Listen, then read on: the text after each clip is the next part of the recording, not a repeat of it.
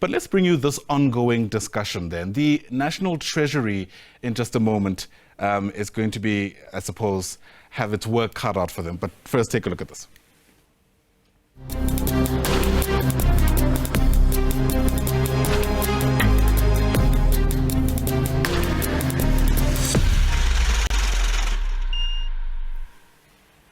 All right, now I can tell you a bit more about it. National Treasury is set to implement the two-pot retirement system come Sunday, allowing employees to access some of their retirement funds during their working years. Now, Sanlam's benchmark 2024 research called Accelerating a Better Working South Africa shows the number of individuals planning to cash out funds through this amendment has jumped significantly from 31% back in 2022, now at 59% in 2024. So as the countdown to the two-pot system begins, let's continue answering some of your questions. Joining us now in studio is Nzwananai Shoniwa, who is the Managing Executive with Sanlam's Umbrella Solutions. And as I mentioned, is with us here in our Auckland Park studios. Nzwananai, it's great to see you. Thanks for popping by. Yeah, thanks for having me, Ananda. The countdown really is on, but there's still a lot of FAQs, I like to call them. But sometimes I worry, Nzwananai, that we don't really have a grasp of how we got here. And perhaps that's a good place to start. I mean, government says they're hoping that this particular intervention will improve South Africa's retirement outcomes. Yes. But how will it do that?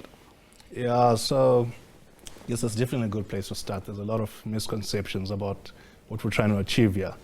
And, you know, for us as an industry, this is a change to the retirement system that we do support.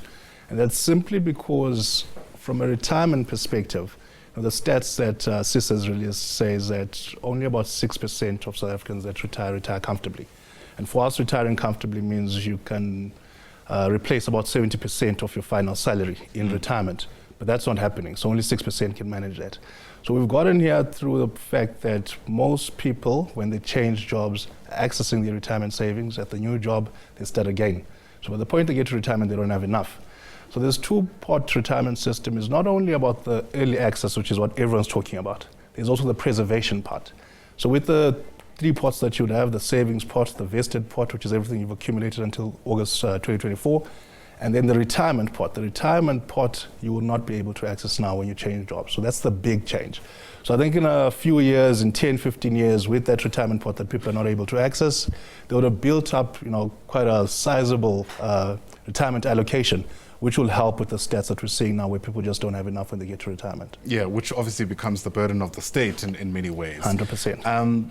And you're right, a lot of the attention has been around this 10% that people are saying they might be able to access. And I think it was last week, SARS gave their own media briefing to try, I suppose, place what the real cost of this might be. Correct. If somebody decides to actually cash in on that. And in my circles, I've found the salient question people are still grappling with is it actually wise to go ahead with this, especially if you don't really need the funds? 100%, yeah. And you know, we've actually deliberately moved away from calling it the savings pot. We keep referring to it as an emergency pot. And that's simply because this has been put in place for people that are struggling financially and need some sort of access to some sort of savings that they have. We saw what's happened post-COVID, where most South Africans, the only savings that they have is within their retirement savings. So what we've, you know, sort of spoken about with participating employers, with members, is for members to understand that it's in your best interest to leave the savings pot invested within your retirement savings unless you need it for any emergency that might happen. I think COVID was really the point where, you know, National Treasury decided that they needed to put a plan in place.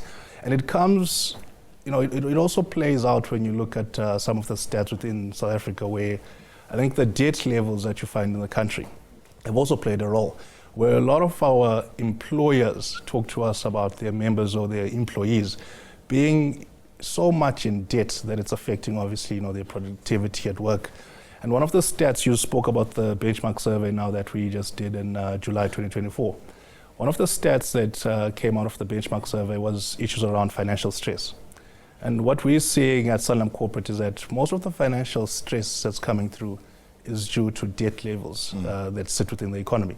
Now, those debt levels are leading to other mental disorders such as anxiety, depression, which obviously then affect employers from an absenteeism, presenteeism perspective. So when we talk about emergency pot and how it can help, it's obviously helping with some of those some of the debts that people have where they're paying quite a high interest rate and lower the financial stress that they have. But I think when you look at the memes and you listen to people, that I don't think that's what the plan is. But hopefully people will understand what Treasury and government is trying to do with this seeding that's going to happen 1 September. Yeah, absolutely. And what's in their best interest, especially because life continues after the 1st of September. And Correct. I suspect many people aren't able to think that far. We live in a country, in a world, frankly, where we've seen criminality become rampant, especially when it comes to money issues. SARS, for example, is always sending out alerts around the end of any kind of tax season to be aware of the fraudsters. Yeah. I imagine they too are watching very closely how this two-pot system is going to unfold. Yeah. And I wonder what we should be thinking about as somebody who is hoping to legitimately cash in on this around things like fraud. Yeah, that's obviously a big one for the industry. And again, one of the big issues that we grapple with within South Africa is issues around financial literacy.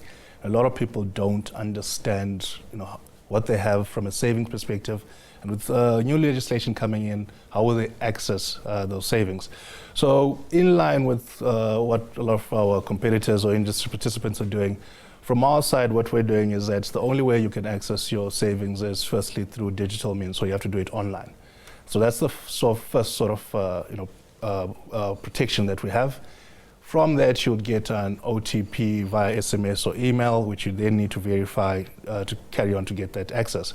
But I think importantly from our side is that we're also then liaising with the employer to make sure that the payment only goes into the same banking details that's being used for your salary on a monthly basis. So we're not going to allow a different set of banking details to what you currently use on a monthly basis to access your salary. So that's what we've put in place. But what you can't run away from within our context is the number of people that can still have a conversation with someone and convince them that let's do it this way. Even if it comes to your bank account, I need to access a percentage of it because I've helped you, which is not the case. We're hoping that working closely with employers and using those verified banking details, the money will get to the right people who actually need it and hopefully accessing it for emergencies. Yeah. As is the case with any contentious issue, it allows us to speak about so much else around our society. You spoke, for example, around high stress and anxiety levels that people are going through because of their debt. I found the argument made by some unions very interesting around this concept that, the cost of living in and of itself is so high. And that has kind of forced a lot of workers to be desperately in wait or in want of this particular retirement. Yeah. And they reckon the real solution here, if you want to improve retirement outcomes in the country, is to actually just fix the economy and make sure there's enough economic growth so that people have enough money to save and get to a point in their retirement where they can, live comfortably. And that is spot on. Again, from our research, a lot of the conversations that we had with people on the street, with employers, is around how do we improve the unemployment rate, for example? How do we get more youth coming into the working environment? Because I think the other misconception that sits around two-pot is the numbers. So we've got a lot of people that still think that they're going to have access to 10% of their accumulated retirement savings. That is not the case. You're going to have access to either 10%, capped at a maximum of 30,000. Right. So only those who've got 300,000 or more saved up will get the 30,000. If you've got 100,000, you're only going to have access to 10,000. But after that, you must understand, and I know you had Edward Kisweta here yesterday, I think. Once we've seeded that 30,000, if you qualify for the maximum, there's still going to be tax that needs to be deducted. And that tax that's going to be deducted is at your marginal tax rate. So whatever tax bracket you're in, you could pay as high as 45% tax if you are in the highest tax bracket. So it's not 30,000 that's landing in your bank account.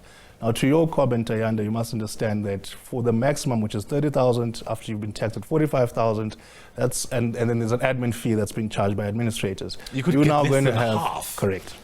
You could get less than half. And importantly, something that Edward also touched on was the fact that if you've got any tax outstanding with SARS, that is also going to be deducted before the administrators make any payment to you. So you could get zero.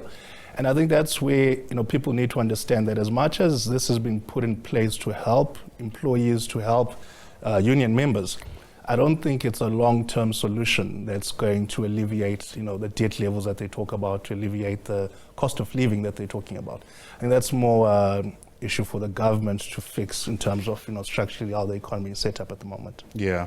I wonder, though, in the line of work that you're doing, and I'm deviating slightly from what we're going to speak about, but I think it's still worth asking, whether there is any kind of best practice, even around the world, of countries who are getting this important challenge right. And I don't think we spend nearly enough time speaking about how we could make sure that people are retirement ready, because a point that was made earlier is that any generation that isn't ready for retirement is actually a burden on the younger generation 100%. Who have to pay the tax to make sure that they sustain through social grants. Yeah.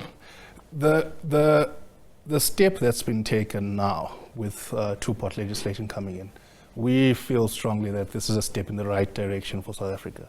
Simply because as much as we only talk about early access now, effective 1 September next week, in the long term, in 15 years' time, the fact that people won't have access to everything that's being put into that retirement pot, whether you change jobs 7 times, 10 times, but you don't have access to that retirement pot until you reach retirement.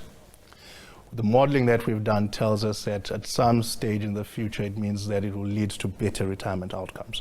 So remember, from 1 September, your new contribution, so if you contribute 3,000 rands, for example, on a monthly basis to your retirement fund, 2,000 is going to the retirement pot, and only 1,000 is going to the savings pot, which you've got access to.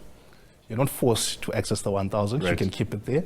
But there's 2,000 that you no longer have access to when you change jobs or whatever happens. As that grows, we feel that in the future, that will definitely help with retirement outcomes. So I think that's a step in the right direction for an economy such as ours. And you speak about, best practice. Best practice it's 2 things for us. Preservation is the main thing that needs to play out. And this is the first step that the Treasury has taken. But another one that I think needs to play out within our economy, and this is a place where ourselves in an industry has a role to play, is to increase the levels of financial literacy. People do not understand what retirement is, what the impact is of the decisions that they make today. The impact of accessing that savings pot and accessing it on an annual basis, given that you'll be allowed 1 withdrawal per year. People don't understand what that impact is when they get to retirement at 60. People live longer now. We all know where the medical industry is. People live much longer. So you work and save for 40 years to have enough to live for another 40 years after that. So you need to have as much as possible by the time you get to retirement. And to have as much as possible, I think preservation is definitely the first step. But preservation and financial advice, where we also help by increasing financial literacy, those are the aspects that we feel will definitely improve retirement outcomes. Yeah. You spoke earlier about memes, and it reminded me of how much of an instant gratification society we've become. Yeah.